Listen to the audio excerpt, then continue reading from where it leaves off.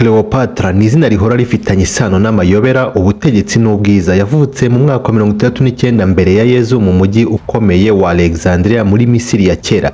Yakomokaga mu muryango w'abami w'Abaptolemy washinzwe nyuma y'urupfu rwa Alexander le Grand. Kuva akivuka rero byari bigaragaraga ko Cleopatra yagenewe amateka akomeye kuko yarazwe ubwami bwari bwuzuye imvururu za politike n'amakimbirane yo mu muryango.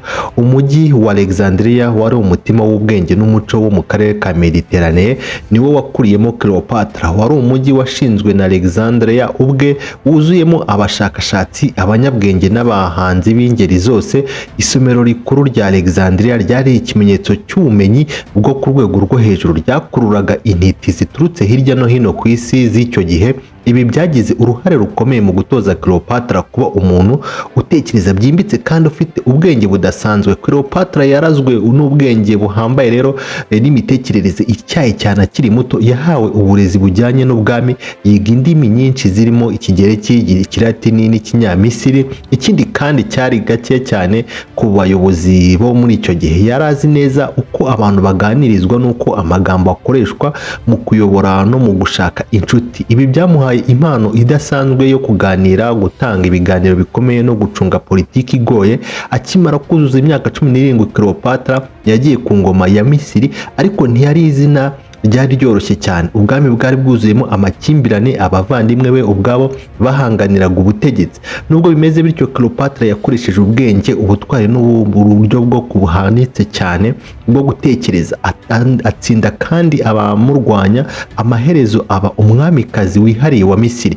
Mu gihe cy'ubutegetsi bwe rero, Cleopatra yakoze ivugurura ryinshi kandi ashyiraho ingamba zo gukomeza Misiri mu ruhando mpuzamahanga. Yabonaga ko imbaraga zo mu karere ka Mediterane zari ziri guhinduka, ahitamo gushaka umubano n'abanyapolitike bakomeye b'Abaroma harimo na Julius Caesar na Mark Antony. Iyo mibanire yagize uruhare runini mu mibereho ye no mu hazaza ha Misiri. Umubano we na Julius Caesar wari umuntu ukomeye kurusha abandi i Roma, wateje impaka n'amayobera menshi. Cleopatra wari uzwi cyane kubera ubwiza bwe, ubwenge n'uburyo yakundaga kuvuga.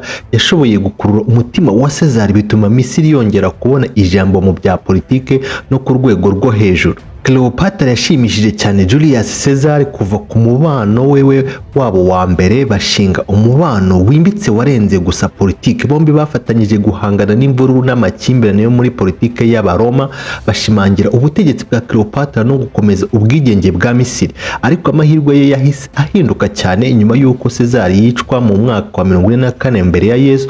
Roma yahise yinjira mu mvururu zikomeye. Cleopatra asigara mu ntambara y'amarenga yo guhatanira ubutegetsi n'umuzungura wa Caesar witwaga Octavia.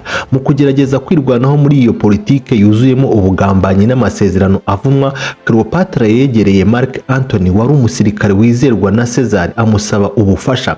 Umubano wa Cleopatra na Mark Antony wateje impaka n'urusaku rukomeye i Roma, kuko wafatwaga nk'ugira ingaruka ku mutekano w'ubutegetsi bw'Abaroma. Nubwo Octavian n'abamushyigikiye bose bamurwanyaga rero bikomeye cyane, Cleopatra yakomeje gushyigikira Antony adacogora. Yamuherekeje mu ngendo za gisirikare no mu migambi ya politike hirya no hino mu burasirazuba bwa Mediterane.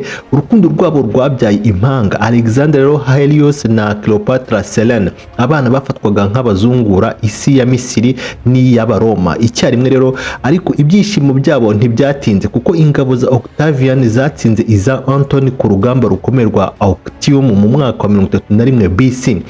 Batsinzwe, Cleopatra na Antony bahungiye mu Misiri, bategereza iherezo ryabo mu maboko ya Octavian.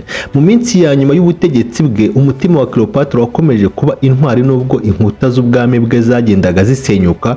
Aho gufungwa mpiri cyangwa se no guteshwa agaciro na Octavian, yahisemo kwigenera iherezo rye ubwe. Ahitamo urupfu aho kuba imbata y'uwamutsinze. Urupfu rwe rwaranze iherezo ry'igihe gikomeye mu mateka ya Misiri, kuko Farawo wa nyuma mu muryango w'Abaptolemy yahindutse umugani. Ariko izina rya Cleopatra ryakomeje kubaho mu mateka nk'ikimenyetso cy'ubutegetsi, inzozi nini n'ubushake bwo kudacogora mu bihe bikomeye.